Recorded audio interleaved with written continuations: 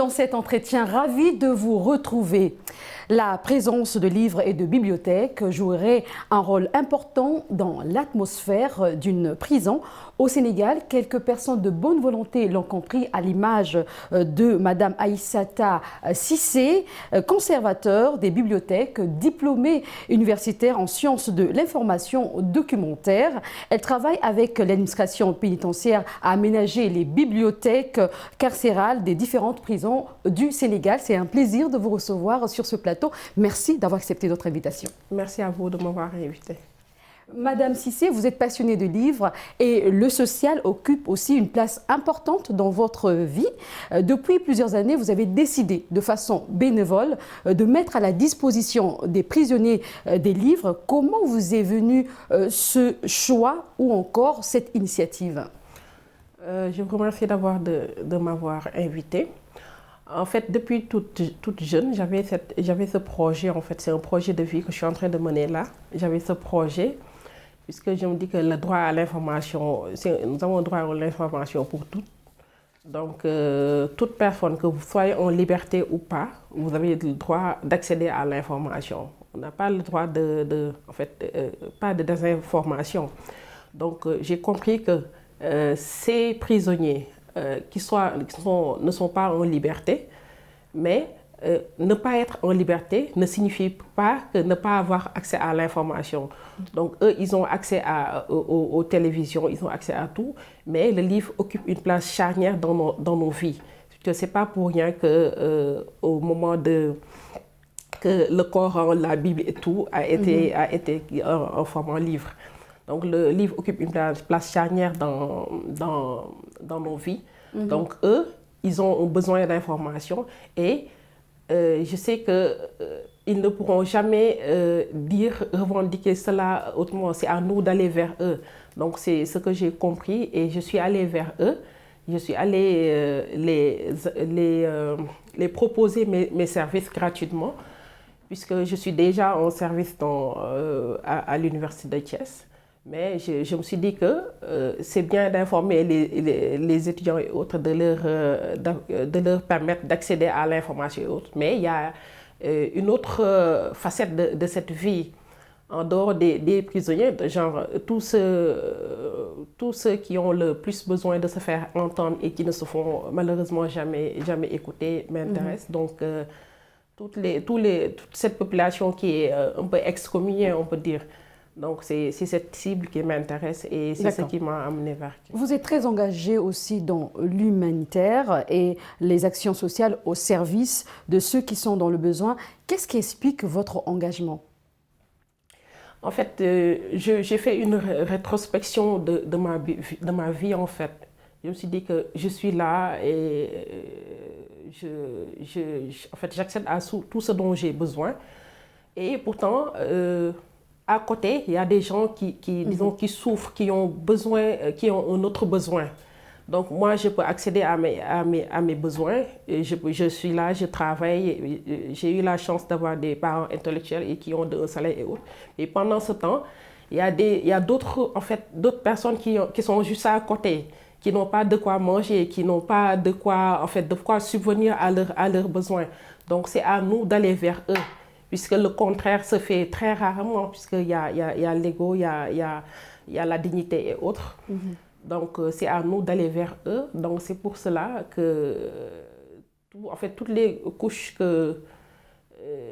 tous ceux que je vois qui ont peut-être besoin de mes services, je vais directement à cela et je le fais juste comme ça, sans rien attendre en retour. Très belle initiative. Comment accueille-t-il cette initiative? Je veux parler des principaux bénéficiaires, à savoir les détenus, mais également les gardes pénitentiaires.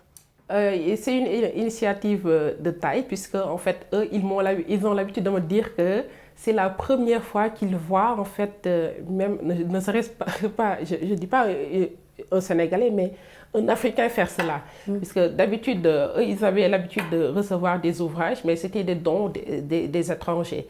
Ils disent que tout le temps, ce sont les Touaregs qui ont l'habitude de faire ça. Et ils me demandent tout le temps, est-ce que vous avez fait l'Europe? Est-ce que vous n'avez pas fait votre cursus ici? Puisque vous ne pouvez pas avoir cette mentalité. juste pour vous dire à quel point ils se sentent excommuniés en fait.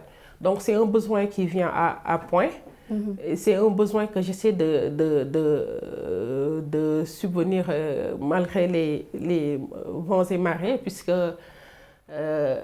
nous n'avons pas de budget pour cela et malgré tout cela, on fait tout. Justement, pour le budget, on va en parler tout à l'heure. Vous êtes aussi promotrice du concept challenge prison et religion. Et Braille, vous l'avez signifié avant même de commencer cette émission. Il s'agit de distribution de documentation religieuse depuis 2018.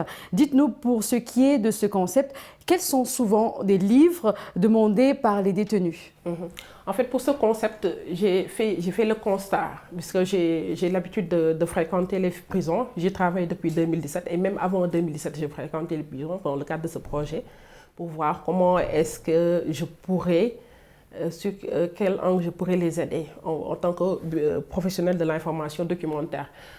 Donc, j'ai fait ce constat. À chaque vendredi, chaque jeudi, de façon hebdomadaire, ils font des séances de récital de Coran. Et à chaque fois qu'il y a un parent décédé et autres, ils font des séances de récital de Coran. Et à chaque fois que la demande se fait sentir aussi, ils font cela. Donc je voyais qu'il y avait un manque de support en fait. On allait jusqu'à photocopier les Corans et autres. Donc je me suis dit que là, j'ai la possibilité d'intervenir ici.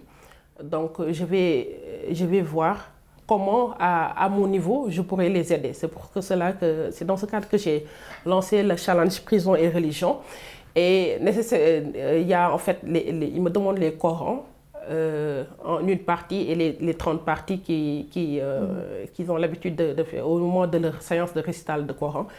Aussi, il y a les il y a les chassidas, les taïsirs et autres, pour tout ce qui est en fait confrérie, mouride, tijane, laïenne et autres. Et également les chrétiens. Et aussi, que vous avez la Bible pour les chrétiens? Il y a aussi les chrétiens qui font des demandes, mais généralement, ils demandent les livres de prière, la Magnificat, c'est ça qu'ils demandent généralement.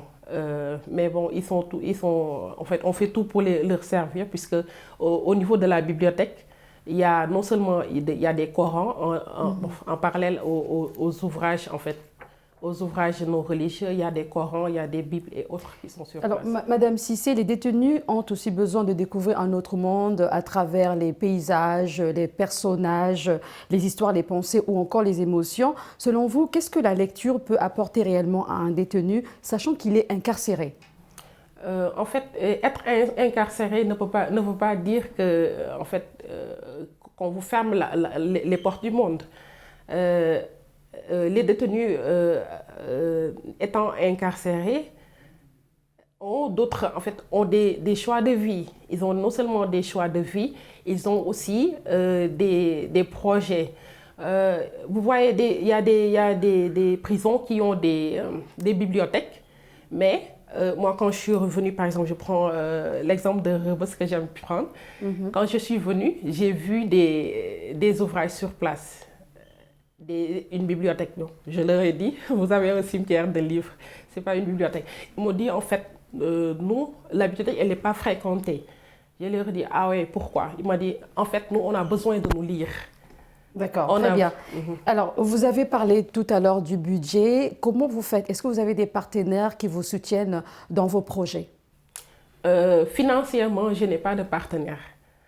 Sinon, côté documentation, il y a la direction du livre et de la lecture publique qui m'aide beaucoup. Aussi, je fais appel à des partenaires. J'ai quelques partenaires extérieurs pour la documentation et autres. Sinon, je leur demande de dresser la liste de leurs envies documentaires. Et c'est à partir de cette liste, en fait, cette liste que je publie généralement sur les réseaux sociaux et autres. Je fais des appels à dons. Et ce sont les usagers, les internautes. Ce sont les internautes qui achètent ces ouvrages.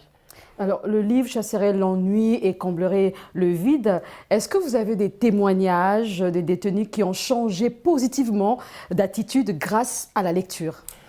Oui, parce que en fait, en dehors de la lecture, en fait, à la prison, déjà, je prends toujours le cas de Rebeuss, ils ont des agents qui sont sur place. Donc, il y a des agents qui sont affiliés à la prison. On en a 4 à Rebeuss. Il y a un agent qui est chargé des affaires religieuses. Il y a une autre qui est chargée de tout ce qui est lettres, écriture des lettres et autres. Il y a une autre personne qui est chargée des sorties et entrées des ouvrages. Il y a une autre personne qui est chargée de tout ce qui est encadrement des détenus qui doivent faire les concours, des examens, BFM, Bac et tout, puisqu'ils peuvent être incarcérés et faire ces concours. Ça veut dire que vous avez un bon retour. Madame Aïssata Cissé, c'est la fin de cette émission. Merci d'avoir répondu à nos questions. Je rappelle juste que vous êtes promotrice des projets Bibliothèque carcérale, Challenge, Prison et Religion, également Braille. Merci beaucoup. Merci à vous. Merci à vous. C'est la fin de cette émission. Merci de l'avoir suivi et à très bientôt sur Média.